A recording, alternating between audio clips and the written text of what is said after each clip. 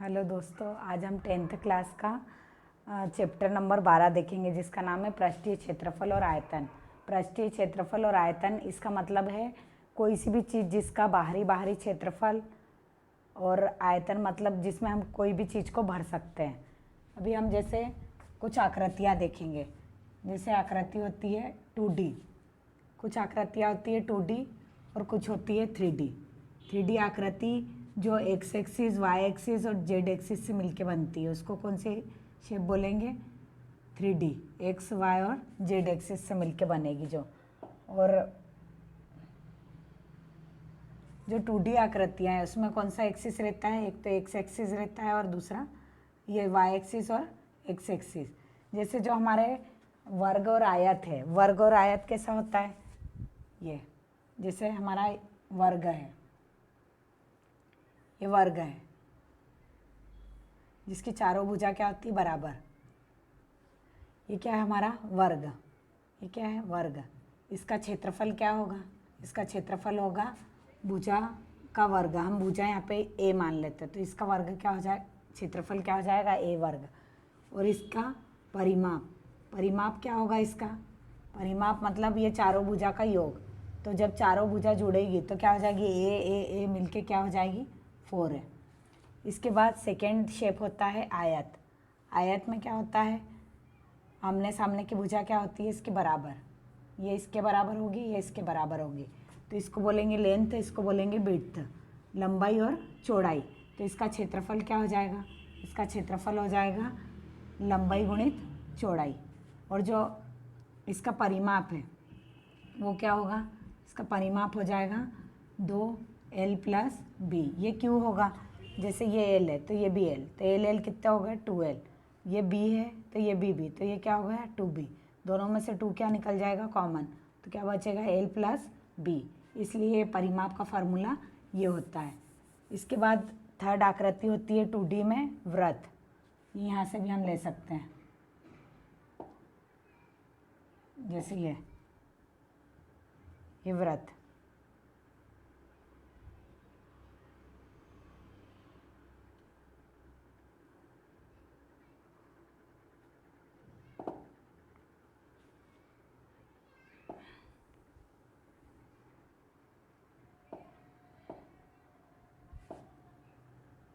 ये व्रत, ये जो व्रत है इसमें क्या होगा? इसमें होगी क्षेत्रफल। इसका क्षेत्रफल क्या होगा? यहाँ से यहाँ तक इसकी क्या होती है? त्रिज्या। तो इसका क्षेत्रफल क्या होगा? πr वर्ग। और जो इसका परिमाप है तो व्रत का परिमाप नहीं होता है, क्या होती है? परिधि। परिधि हमने कल देखा था, ये जो इसको हम चारों जो घूमेंगे वो क्या रहेगी? परिधि। तो परिधि कितनी होती है? 2πr। इसके ये है वर्ग, ये है आयत और ये है वृत्त। ये हमारी 2D आकृतियाँ होती है। 2D का मतलब हम इसमें कुछ भर नहीं सकते। और 3D में क्या होता है? हम कुछ भी सामान भर सकते हैं। जैसे कोई से भी बेलनाकार कोई सा भी वस्तु है उसमें हम पानी भर सकते हैं। फिर टैंकर आता है बेलनाकार, उसमें हम दूध भर सकते हैं। फिर कोई सा डब्बा है उसमें हम चॉकलेट भर सकते हैं। ऐसे जिसमें हम सामान भर सकते हैं उसमें फिर 3 चीज़ें निकलेगी। क्या निकलेगा? एक तो क्षेत्रफल निकलेगा। तो क्षेत्रफल भी 2 टाइप के निकलेंगे, एक वक्र पृष्ठ और एक पूरा संपूर्ण पृष्ठ। और आयतन निकलेगा, है ना। अब देखो ये जो वर्ग है, वर्ग से ही हमारी जो 3D शेप है वो बनेगी। कौन सी 3D शेप? ये वर्ग से क्या बनेगा? घन बनेगा। वर्ग से क्या बनेगा? घन। जिसकी वर्ग से क्या बनेगा? घन बनेगा। चौथे नंबर का क्या है? घन। तो घन का भी क्या रहेगा? क्षेत्रफल। क्षेत्रफल रहेगा। शॉर्ट फॉर्म में हमको तो याद करना है क्षेत्रफल। अब क्षेत्रफल भी 2 टाइप के रहेंगे, तो संपूर्ण और दूसरा क्षेत्रफल कौन सा रहेगा? वक्र पृष्ठ। वक्र पृष्ठ। और तीसरी चीज रहेगी इसकी आयतन। आयतन। तो अब देखो इसमें ये जो हमारा जो वर्ग है, ऐसे 6 यदि पुष्टे, हम अपनी घर की भाषा में यदि बोल रहे हैं कि 6 यदि ऐसे पुष्टे यदि लो और आपको उसको जोड़ो तो वो क्या बन जाता है? वर्ग। इसमें 6 पुष्टे रहेंगे।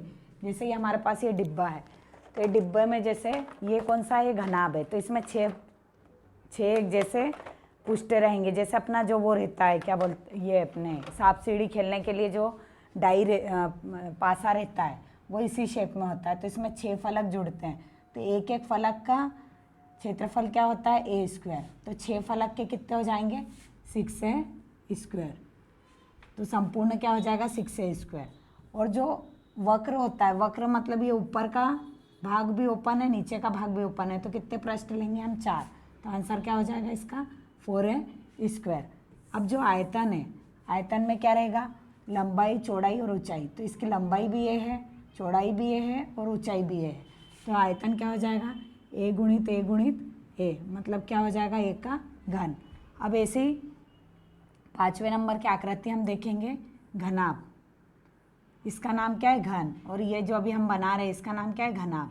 तो घनाभ में क्या होगा, आयत के 6 फलक आपस में क्या होंगे जुड़ेंगे, आयत के 6 फेस आपस में प्लस होंगे। 6 फेस कैसे, जैसे ये हमारा ये जो है ये घनाभ है, इसमें ये वाला फेस सेम है, ये वाला फेस सेम है, ये वाला फेस और ये वाला फेस है, 6 फेस होते हैं। तो इसमें आयत में ये लंबाई है, ये चौड़ाई है और ये क्या है ऊंचाई। तो अब देखो इसका जो क्षेत्रफल है ये भी 2 टाइप के रहेंगे, एक क्षेत्रफल रहेगा संपूर्ण और दूसरा रहेगा वक्र। वक्र में क्या होगा ऊपर नीचे का भाग क्या हो जाएगा ओपन, दूसरा कौन सा होगा वक्र पृष्ठ का क्षेत्रफल।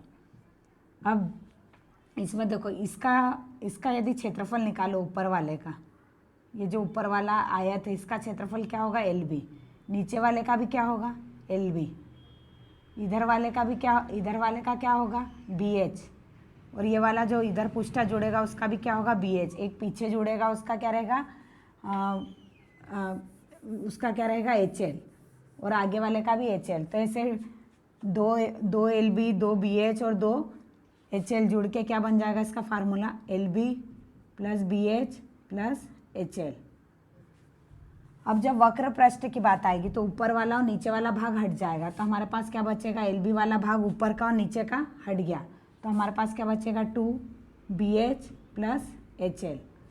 ये वक्र पृष्ठ का ऊपर का LB वाला भाग भी हट गया, नीचे का LB वाला भाग भी हट गया, तो ये इसका हो जाएगा। और आयतन के लिए क्या करेंगे, आयतन के लिए सूत्र है लंबाई चौड़ाई और ऊंचाई का गुणा, तो लंबाई चौड़ाई और ऊंचाई LBH क्या हो जाएगा इसका आयतन। तो हमको ये बात, वर्ग का क्षेत्रफल क्या होता है भुजा गुणित भुजा मतलब A वर्ग। इसमें जो ये वाला चैप्टर है इसमें फार्मूले ही हमारा जो भी हमारा होगा वो फार्मूले से ही होगा, है ना। तो क्षेत्रफल क्या है A वर्ग, परिमाप क्या है 4 है, इसका आयत का क्षेत्रफल क्या है लंबाई गुणित चौड़ाई, परिमाप क्या है 2L धन B। वृत्त का क्षेत्रफल क्या होता है पाई r वर्ग, परिधि क्या होती है 2πr। ये घन काय से मिलकर बनता है वर्ग से, तो इसमें 6 भाग लगते हैं वर्ग के, तो इसलिए संपूर्ण क्षेत्रफल क्या हो जाएगा, एक का होता है A वर्ग, तो 6 फलक का क्या हो जाएगा 6 वर्ग। वक्र मतलब ऊपर नीचे का भाग ओपन, तो मतलब 4A वर्ग। आयतन मतलब लंबाई गुणित चौड़ाई गुणित ऊंचाई, तो क्या हो जाएगा A का घन। फिर घनाभ में 6 आयत वाले फलक लगेंगे, तो इसका होगा LB, इसका LB 2LB, BH 2BH और पीछे का HL और आगे का HL, तो 2HL, 2 कॉमन निकल जाएगा, तो LB BH। इसको याद करने के लिए हम ऐसा भी कर सकते हैं LB BH और HL, ये लिखा है LB गुणित BH गुणित HL, बाहर 2 निकाल लो। और जब वक्र की बात आएगी, वक्र मतलब ऊपर नीचे का भाग हटा दिया, तो 4 फलक है, तो 4 फलक तो ऊपर नीचे का LB है, तो LB हट जाएगा, आयतन क्या हो जाएगा LBH। ये हमारा घनाभ है। अब 6 नंबर का देखो, 6 नंबर का क्या रहेगा गोला, क्या रहेगा गोला। अब जो गोला है वो हमको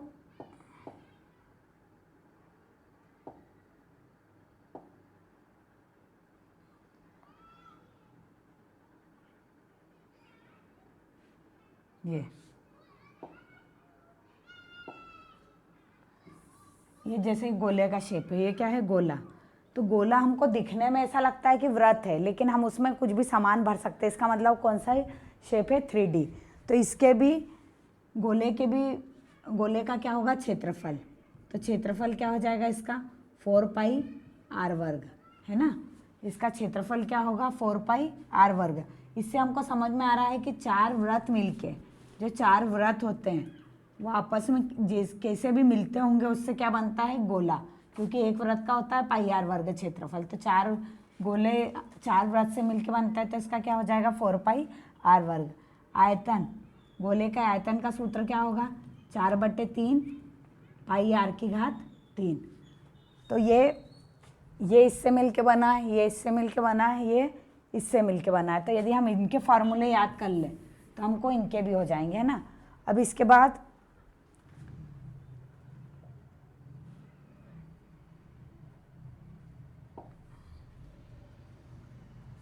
बाद हम देखेंगे कुछ और शेप देखेंगे कैसे। और क्या बचा है, बेलन। अब ये भी कौन सी शेप है, 3D। 7वें नंबर पे देखेंगे बेलन। बेलन कैसा होता है, ये बेलन का शेप ऐसा होता है ना। अब इसमें हमको यहाँ पे क्या होती है, इसकी त्रिज्या होती है आर। जो त्रिज्या यहाँ होगी वही यहाँ पे होगी। इसका भी क्या होगा, क्षेत्रफल। कौन कौन से 2 प्रकार के इसके भी क्षेत्रफल होंगे, कौन से, एक तो संपूर्ण, ये 6 से याद रख लें क्षेत्रफल है ना, और एक वक्र। संपूर्ण का मतलब रहेगा जब हमारा जो बेलन है, संपूर्ण मतलब क्या, जब जो हमारा बेलन है वो ऊपर से भी बंद रहेगा और नीचे से भी क्लोज रहेगा, तो ये कौन सा क्षेत्रफल कहलाएगा, संपूर्ण। तो संपूर्ण का फार्मूला क्या आएगा, 2 पाई आर आर प्लस एच। और वक्र का मतलब जब हमारा ये ओपन एरिया रहेगा ऊपर नीचे का, तो ये क्या रहेगा, 2 पाई आर एच। इसके बाद होता है एक आयतन। आयतन का फार्मूला क्या है, पाई आर वर्ग एच। ये जो इसकी ऊंचाई है ये क्या रहेगी, एच। अब देखो इसको बनाने का तरीका, जैसे क्षेत्रफल बोला संपूर्ण, तो संपूर्ण का मतलब ये जो ऊपर नीचे जो इसके सर्कल है ये इसका एरिया, और ये जो बेलन है इसका एरिया। यदि ये वृत्त का एरिया निकालो तो क्या होता है, पाई आर वर्ग। इसका एरिया निकालो तो ये पाई आर वर्ग। कोई सा पाइप आपने यदि कटा हुआ देखो तो ऊपर भी सर्कल रहता है, नीचे भी सर्कल रहता है। तो संपूर्ण की बात हो रही है, इसका मतलब ये भी लेंगे और ये भी लेंगे, तो ये पाई आर वर्ग। और ये जो ये वाला भाग है इसका एरिया क्या होगा, इसका होगा 2 पाई आर एच। यदि ये सबको जोड़ेंगे तो 2 पाई आर एच और ये पाई आर वर्ग मिलके क्या बन जाएंगे, 2 पाई आर एच, पाई आर वर्ग मिलके बनेंगे 2 पाई आर वर्ग। अब 2 पाई आर और 2 पाई आर क्या निकाल लिया हमने, कॉमन, तो अंदर क्या बचेगा, आर प्लस एच। इसलिए संपूर्ण पृष्ठ का क्षेत्रफल ये है। ये कैसे आया ये भी हमने देख लिया। अब जो वक्र है, वक्र में ये ऊपर का जो सर्कल है ये एरिया भी नहीं आएगा और ये वाला भी नहीं आएगा, तो यहाँ वाला जो एरिया आएगा इसका वैल्यू क्या होगा, 2 पाई आर और एच। तो ये 2 पाई आर एच, इसका क्षेत्रफल क्या हो जाएगा, 2 पाई आर एच। अब आयतन की बात है, आयतन मतलब पाई आर वर्ग मतलब इसके सर्कल, और एच मतलब इसकी ऊंचाई का क्या हो जाएगा उसमें साथ में गुणा, तो ये क्या निकल जाएगा, आयतन। अब इसके अलावा शंकु वाला शेप भी है ना, हमको जिसके जिसके फार्मूले लगेंगे वो शेप हम देख लेते हैं। अब शंकु वाला शेप कौन सा है, इसमें ये है, ये शंकु का शेप है। कौन से नंबर का है, 8वें नंबर का। अब जो शंकु है वो हमको ऐसा लग रहा है कि यदि हमने बेलन को यहाँ से काट दिया तो शंकु बन जाएंगे 2, लेकिन ये जो बेलन है वो एक आयत शीट रहती है। आयत शीट को यदि आप ऐसा फोल्ड करो, आयत शीट को जैसे आप यदि फोल्ड करेंगे, जैसे ये आयत शीट है, इसको यदि आप फोल्ड करेंगे तो फोल्ड करने से क्या बन जाएगी, ये बेलन बन जाएगा, है ना। तो इसको यदि आप काटते हैं आयत शीट को तो 3 शंकु बनते हैं। तो इसका मतलब जो इसका आयतन है वो बेलन के आयतन का क्या हो जाएगा, 1/3 पाई आर स्क्वायर एच। और इसका जो क्षेत्रफल है वो भी, इसके भी 2 टाइप के निकलेंगे। एक क्षेत्रफल कौन सा निकलेगा, संपूर्ण, और एक निकलेगा वक्र। एक निकलेगा संपूर्ण और एक निकलेगा वक्र। तो संपूर्ण में हम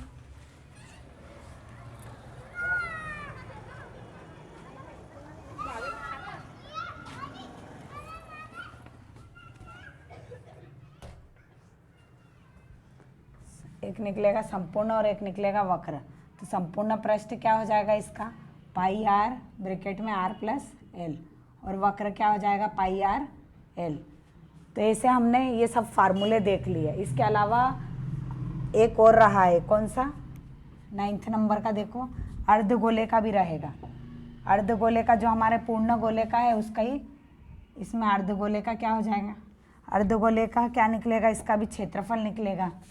अर्धगोले का क्षेत्रफल कौन सा, संपूर्ण और अगला वक्र।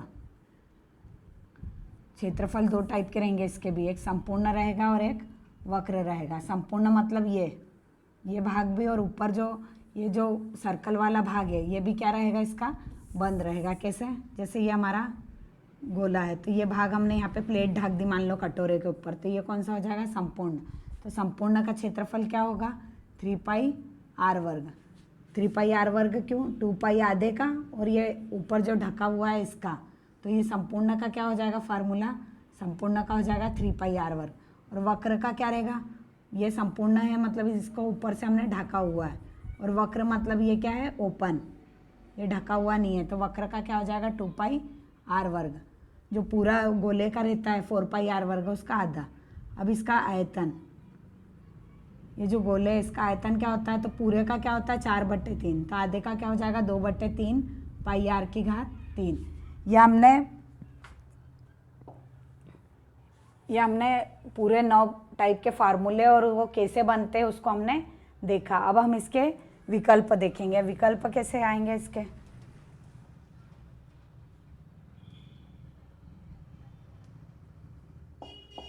ये इन्होंने भी यही लिखा हुआ है कि घनाभ का संपूर्ण पृष्ठ का सूत्र ये है, घनाभ का आयतन ये है, ये हम सब देख चुके हैं ना। अब हम सीधे क्या करते हैं, विकल्प। विकल्प कैसे रहेंगे, ये एक कीप निम्नलिखित का उदाहरण है। कीप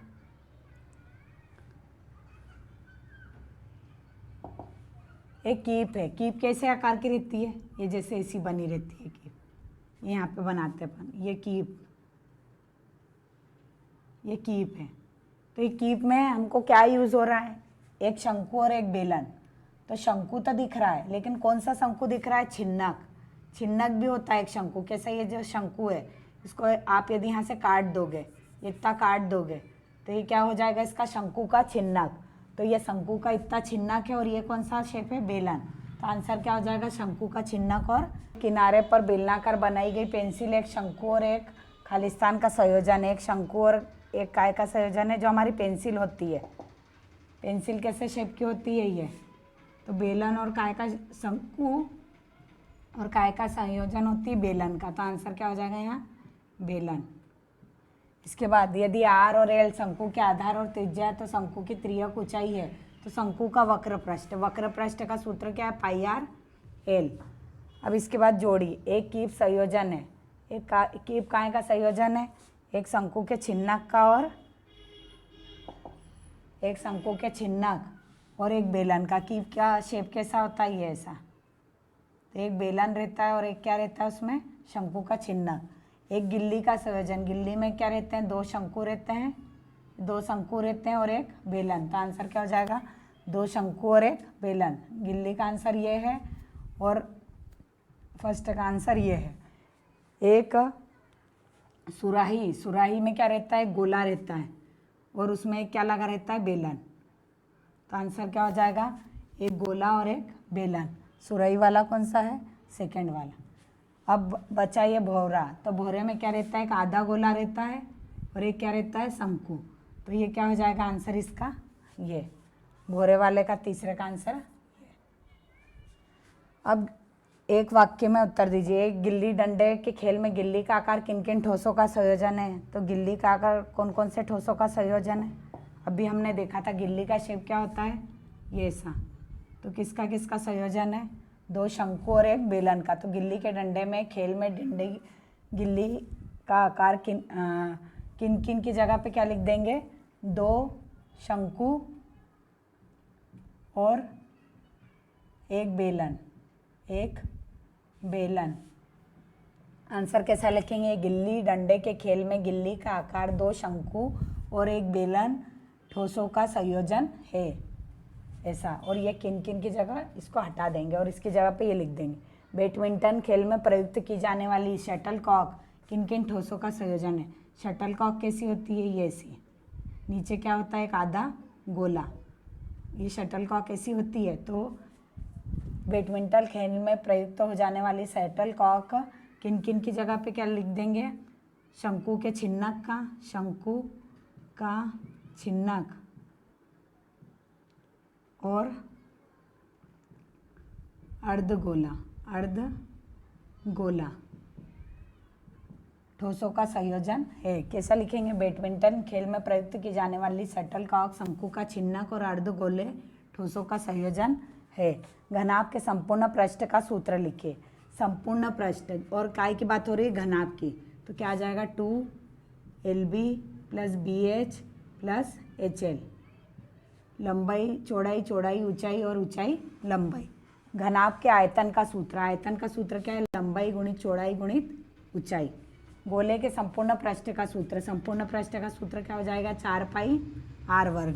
गोले के आयतन का सूत्र, आयतन का क्या हो जाएगा, 4/3 πr⁴।